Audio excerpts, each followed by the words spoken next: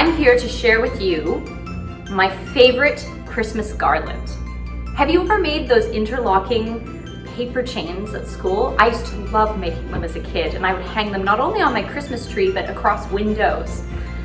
I also really love origami.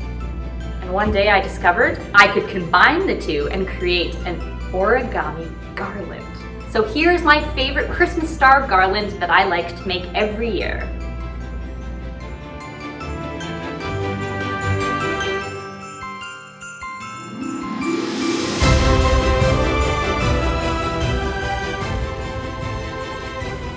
So the first step for this craft is to pick some paper that you would like to work with. It doesn't need to be origami paper. This is scrapbook paper. I've cut it down to about 7.5 by 7.5 inches, but you want it to be square. If it goes bigger, your stars are going to be bigger. If it goes smaller, obviously the folding gets more difficult. So I recommend somewhere between 7.5 to 8 inches. First step is you are going to flip your paper over and you are going to fold the side that is facing you up to the top. You want to make sure that you get a nice tight fold right at the top. And you want to reinforce this particular fold. The next two folds you don't want to reinforce because they're actually going to conflict with things later on, but you need the measurement of sort of where the center is on this side. So you're going to take the top corner and you're going to fold it down as if you were going to create a perfect fold across here, but you're just going to do a little bend so you know where the center is there. Then you're going to fold this corner up to the top and do exactly the same thing as if you were trying to get that perfect flush fold here. Find the center, do a little tiny bend, and you'll see that there's a little cross in the paper right there. This is a marker for you for this corner. So you're going to take this corner here at the bottom that's facing you, and you're going to pop it right into the center of the X that you have made right here on your paper. And fold. And this one you're going to reinforce. You can reinforce using your fingers, or you can run the handle of your scissors across folds if you really want to make sure they're crisp. Once you get to this point, you're going to take this corner here and you're going to bring it so that this edge is up against this edge. So you're going to make yourself a little, almost like an ice cream cone shape on this side, and you do want to reinforce this particular side as well. Next, this edge right here is going to come up against this one. So I find it easiest to sort of figure out this corner, this point first, and just sort of work the paper over. When I'm sure that I've got this nice sharp point here, then I'm going to actually reinforce this fold. So you want a nice flat point right there. Don't worry if something like this happens to yours, you can always trim things later. So now you have this shape and you're going to fold it in half. So the easiest thing to do is to line up the outside edges. So when you fold like this, you're going to glance at this side and just make sure that all of the ends along here, they all line up. Make sure that you get a nice sharp, again, connection here at the point. And then line up the sides and then reinforce on this side because this is the more crucial kind of part. If you did it right, you should have a shape something like this. Looks a little bit like a rocket ship almost. We are going to turn it a little bit and we're going to cut right along this point right here. So you're going to take your scissors and you're just going to cut straight along the side of your triangle here. And this is the piece you're keeping. The rest you can just pop in the recycling. When you open this up, if you are using paper that is white on one side or plain on one side and patterned on the other, and you know you want to use this, you want this side of your paper to be showing for your star, then you need to do this next step with the side down that you want to show. So you notice we have a nice crisp shape here. We're going to be folding the ends up to line up with these lines here. So you're going to take the edge that's closest to you, make sure you have a nice flat edge, you're not having one of the points face you, you're having the flat side face you, and you're going to fold the ends up to here. So it takes a little bit of shifting back and forth, but you're going to find the point where this corner lines up with a line fold and this corner lines up with a line fold. And once you have, then you're going to create a nice sharp fold. And then you're going to open it back up. You're going to go all the way around your star and do this with every flat edge. So find the point where the two corners meet the lines and create a nice sharp crisp fold.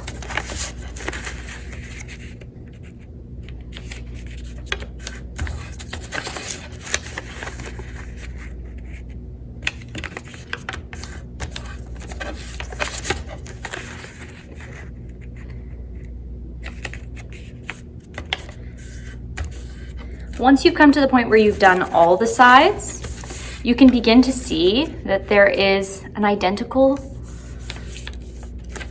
shape to the one that you have cut out forming in the center of your piece, and that's how you know you're doing this right. You can begin to even see the star. You can see the little points starting to take shape in the centerpiece here. So once you've done this, you're going to pick, you can start anywhere you like on the star. And you're going to fold up one of your sides and you're going to sort of pinch the right-hand side fold. And you can kind of pat it a little to help it over, but you'll notice that the creases sort of help guide you. So you want to follow the creases. And you want to fold over this side and come down across the other fold. So it should look like this. The goal is to make sure that there's no extra paper sticking out here. That's how you know you've done it right. So I'm just going to slowly open that for you and do it one more time so you can see. Just pinch a little bit in the corner and fold over. You're going to do this all the way around again.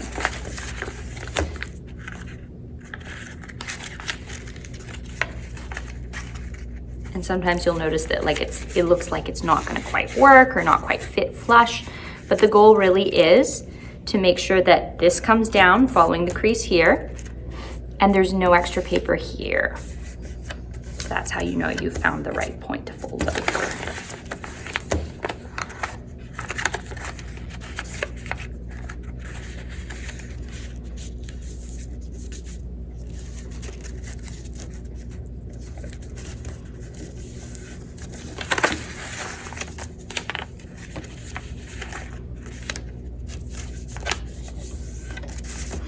Once you've gone all the way around, and you're sure you have all your nice sharp creases, this is the sort of shape you should see forming. This is the tricky part. You want to kind of pinch your corners a little bit, all 5 of them. And when you pinch them, you want to push in just a little bit.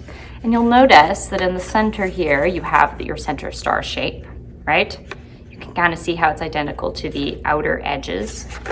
The idea is that you're going to bring in all the corners sort of at once, and it will naturally start to fall into place.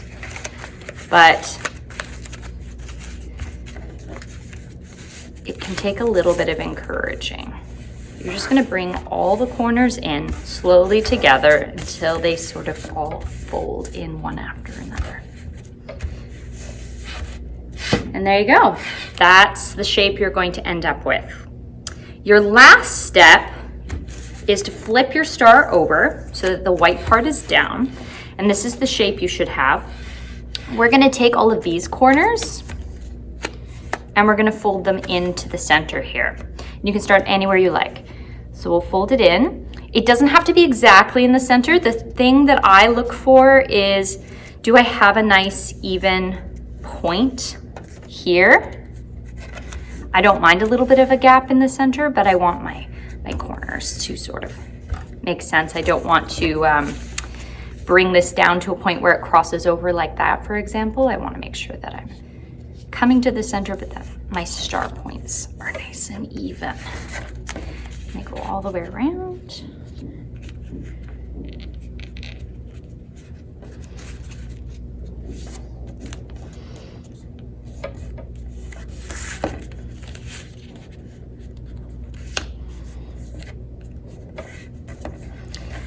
Now, the last step is a little bit tricky. You've done all 4, and the 5th one is hard because it's sort of underneath, it's sort of locked into the little point here, the last one that you have. So I find it best to kind of open your points up a little and then fold this into place. It can be a little tricky. And then you can bring all of them back. Takes a little bit of squishing. But there you go. And then go over all of your edges with the star, just to make sure you're really nice and tight, because you want this to stay closed here in the center within reason.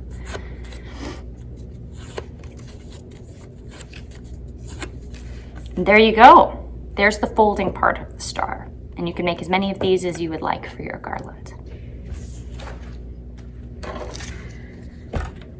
The next step, you're going to take just an ordinary push pin, or you could also use a sewing needle, or a bobbin would probably even work too.